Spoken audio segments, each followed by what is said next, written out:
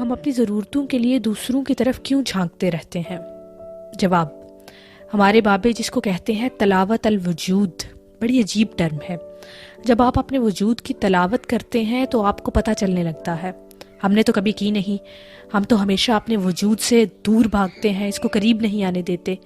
آپ کبھی اپنے ساتھ اکیلے بیٹھ کے دیکھیں، 15 منٹ کوٹھری بند کر کے۔ پتہ ہے قید تنہائی سب سے خوفناک سزا ہوتی ہے۔ اپنے ساتھ بیٹھو گے تو بہت سارے سچ آپ کے سامنے آ کر کھڑے ہو جائیں گے۔ آدمی چیخ مارتا ہے، بھاگتا ہے۔ یہ بڑے ارادے اور تہیے والے لوگوں کا کام ہوتا ہے جو ایسی بات کریں کہ مجھے اپنے اندر کو ٹھیک کرنے کی ضرورت ہے۔ مجھے یاد ہے نپولین اعظم جب فریڈرک کی قبر پر گیا تو اس نے دیکھا کہ فریڈرک کی قبر کے اوپر تلوار لٹک رہی ہے، بڑی روشنی اس پر پڑ رہی ہے۔ اس نے حکم دیا اپنے جرنیل سے کہ تلوار اتار کر پیرس کے عجائب گھر کی نظر کر دو، تو وہ تلوار اتار دی گئی اور بعد میں اتار کے نپولین کے حکم سے اس کو پیرس کے عجائب گھر میں رکھوا دیا گیا۔ بہت بڑے بادشاہ کی یہ تلوار ہے۔ جرنیل نے تلوار اتار کر کہا، جیسا کہ ہم کرتے ہیں خوش آمدی انداز میں، کہ سر اگر یہ ایسی تلوار مجھ کو ملتی تو میں کبھی اس کو اپنے پہلو سے جدا نہ کرتا۔